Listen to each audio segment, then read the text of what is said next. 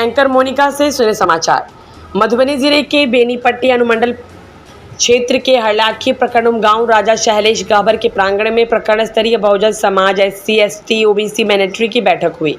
सहयोगी आकाश कुमार पासवान की रिपोर्ट, जिसकी अध्यक्षता अमन राम के द्वारा किया गया। बैठक में शामिल हुए युवा नेता विकास पासवान, बेनीपट्टी पूर्व मुखिया अजीत पासवान, आलोक देवरान, मधुबनी राजेंद्र प्रसाद, मोहम्मद सादर आलम, महेंद्र राम, पंचायत समिति प्रदीप पासवान, अधिवक्ता योगेंद्र चंद्र मुखिया, राठौर कुमार, नारायण पासवान सदस्यगण के द्वारा बैठक में निर्णय लिया गया है कि आगामी 21 अगस्त को भारत सरकार के खिलाफ आरक्षण में जो नियम कानून बना हुआ है, सरकार के द्वारा नियम कानून में बदलाव करने जा रही है, उसी को संविधान बचाओ आरक्षण बचाओ भारत बंद को लेकर गांव बहुजन समाज ने अंबेडकर चौक पर चारों दिशा के रास्ते को पूरी तरह से बंद करने का आह्वान किया है।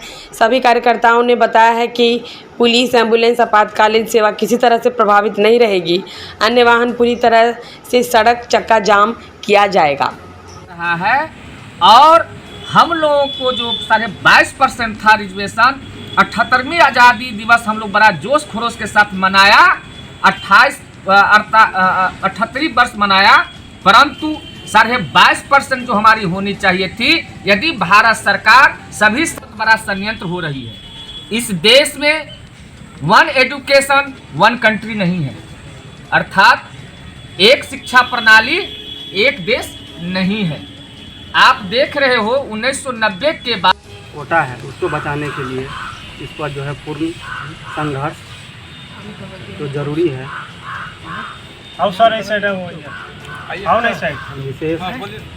राजा होगा वो भी एक वोट गिराएगा, और जो भी मजदूर होगा, रिक्शा चालक होगा, वो भी एक वोट गिराएगा, और उसी के माध्यम से हमारे MP चुने जाते हैं, MLA चुने जाते हैं, मुखिया चुने जाते हैं, पंचायत समिति। डॉक्टर BR अम्बेडकर आपके जैसे, हमारे जैसे ही लोग थे, पढ़ लिख करके, जिन्होंने विश्व का इतना बढ़िया संविधान बनाया, और आज उसको पच नहीं रहा है। इसीलिए फूट डाल लो और राज करो की नीति। अर्थात 23 आदमी को हमारा रिजर्वेशन के तहत नौकरी होना चाहिए था, परंतु आज तक नहीं हुआ। अभी भारत सरकार का रिपोर्ट है, इन्हीं मोदी सरकार का रिपोर्ट है, आप देख लेना। 78 साल बीत गई, सिर्फ SC ST वर्गों का भागीदारी 4 कहाँ चला जाएगा, तो 3.5% मनुवादी के पेट में चला जाएगा। यही इसका षड्यंत्र है। इस षड्यंत्र से यदि बचना है तो 21 तारीख को चक्का जाम करो, यही आपका एक मार्ग है। बाकी आने वाला जनरेशन आपको माफ नहीं करेगा। इन्हीं बातों के साथ मैं अपनी बात को विराम देता हूं। आपने मुझे बोलने का अवसर प्रदान किया, इसके लिए आभार, धन्यवाद। जय भीम, जय भारत, जय श्री। ब्रेस्ट चेस्ट जो है तो ब्रेस्ट टैक्स जो लगता था, महिलाओं का स्तन का टैक्स देना पड़ता था, मानव बलि पड़ता था। बहुत सारी बात को पढ़ेंगे तो आपको हृदय कुलबुलाएगा कि ऐसा जो है तो जंगल का जो है कानून था, सती प्रथा था। हम लोगों को, दलितों को, दलित जो है, अब उससे पहले हम आपको बता दें कि दलित जो है तो दलित शब्द नहीं था। वैदिक काल में ब्राह्मण, क्षत्रिय, वैश्य और शूद्र, ये 4 वर्ण हुआ करता था। वैदिक काल में, वैदिक काल 2 भाग में बांटा गया है, उत्तर वैदिक काल, पूर्व वैदिक काल। फिर जो है तो दूसरा समय आया है। उसी समय जो है तो यह जो चौथा जो वर्ण था, जिसको शूद्र कहते हैं, शूद्र को ब्राह्मणों ने 6743 जातियों में बांट दिया। उसमें कुछ जो है तो छूत हुए और कुछ अछूत हुए, जिसको अभी हम लोग जो है शेड्यूल कास्ट, शेड्यूल ट्राइब कहते हैं और बैकवर्ड कहते हैं। वह पूरे भारत में 6743 जातियां हैं। उसका कारण था बांटने का कि यह एक जगह रहेगा तो हमको जो है हर मोड़ पर जो है हराएगा यदि लड़ाई होगी। देखते हुए हमारा जो अल्पमत में अभी वर्तमान भारत सरकार है, और हिंदुए के नाम पर सबसे बड़ा OBC का चेहरा मुखौटा जो बना हुआ है, उनको तुरंत ऑडियंस लाना चाहिए था, एविडेंट बिल लाना चाहिए था, लेकिन अभी तक नहीं लाया है। और SC ST का जो बाबा साहब की कृपा से जो 131 सांसद है पार्लियामेंट में, जिसको मैं भरुआ, दलाल और चमचा बोलता हूँ, ये काशीराम साहब का कहना है। और काशीराम साहब ने इस पर एक किताब ही लिखा था, चमचा युग। तो वो लोग जब मिलने गए, उनसे अब फोटो सिर्फ खिंचाया, तो उन्होंने क्या कहा, नरेंद्र मोदी, हाँ क्रीमी लेयर लागू नहीं होगा लेकिन वर्गीकरण होगा। आरक्षण में वर्गीकरण हो, मैं बहुत ही शॉर्टकट में कह करके अपनी बात समाप्त करूंगा। आरक्षण में वर्गीकरण हो किसके बीच? जो शेड्यूल कास्ट है। हमारे यहाँ बिहार में तो केवल शेड्यूल कास्ट है, शेड्यूल ट्राइब तो रांची और झारखंड इलाका में चला गया है। हम लोगों को 14.5% आरक्षण मिलता है। किसको मिलता है? जो पढ़ा लिखा लोग है।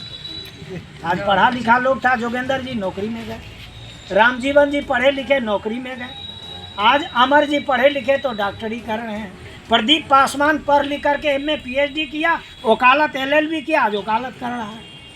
आज उस बिटहर टोल पर एक भी मुसहर MA नहीं है, BA नहीं है। और बहुत बड़े समदर्शी हमारे प्रधानमंत्री हैं और भारतीय जनता पार्टी के लोग। उस मुसहर को क्यों नहीं किसी मिडिल स्कूल में चपरासी में बहाली कर देते, किरानी में बहाली क्यों नहीं कर देते हैं, मैं पूछना चाहता हूँ। और आरोप सुप्रीम कोर्ट के माध्यम से लगा कि आरक्षण केवल 4 जात खाता है, पासवान, राम जिसको चमार बोलते हैं, रविदास बोलते हैं, धोबी और पासी। शेष कास्ट को नहीं दिया जाता है, इसलिए इस वर्ग को हटाइए और उस वर्ग को आरक्षण दीजिए। मेरा सवाल है आप लोगों से कि जो मैट्रिक पास नहीं है, इंटर पास नहीं है, BA पास नहीं है, क्या तुम उसे बहाली कर दोगे आरक्षण के तहत? ये चपरासी में, किरानी में, आप पूछिए वैसे लोगों से। तो फिर ये वर्गीकरण क्यों? इसलिए कि उसमें पढ़ा लिखा मिलेगा नहीं। इसमें जो पढ़ लिख लिया, अजीत पासवान जो कुर्ता पैजामा झाड़ करके कलेक्टर से बात करता है और मधुबनी से चलकर आपके बीच आया, ब्राह्मणवादी व्यवस्था को यह चीज पच नहीं रहा है। आज प्रदीप पासवान वकालत खाना में बैठता है, जिसका पिताजी एक भूमिहार का हल जोतता था। आज वहाँ ब्राह्मणवादियों को, भूमिहार लोगों को यह बात पच नहीं रहा है, क्योंकि आज प्रदीप पासवान MA और PhD करके, टाई बांध करके, कोट बांध करके आज डिस्ट्रिक्ट जज के यहाँ बहस करती है। यह बात उसको पच नहीं रहा है। इसीलिए तब उपाय क्या है? तो उपाय है कि हमारे भाई कम पढ़े लिखे लोग हैं, 4 उंगली ईश्वर ने हमसे जो इस सरकार जो हम लोगों के विरोध में जो मतलब कानून बना रही है, और इस कानून का हमें जो है विरोध करना है। और हर गांव लेवल पर, हर टोला में जा कर के हम लोग अभी से मतलब तैयारी, अभी 3 दिन समय बचा हुआ है। आज 17 तारीख हो गया, 17, 18, 19, 20, 21 मतलब 4-5 दिन का समय मिल रहा है। उसमें हम लोग पूरे जोर शोर से कमेटी अभी तैयार की जाएगी, और कमेटी हमारा जो है हर मोहल्ला में जाकर के, जहाँ पर हमारा समाज है, चाहे वह OBC हो, SC हो, ST हो या माइनॉरिटी हो, सभी वर्ग एक साथ एक पटरी पर आकर के हम लोग जो है इस कानून को जो है विरोध करने के लिए समाज को जो है हम लोग जागरूक और आह्वान करेंगे। तो कार्यक्रम को आगे बढ़ाते हुए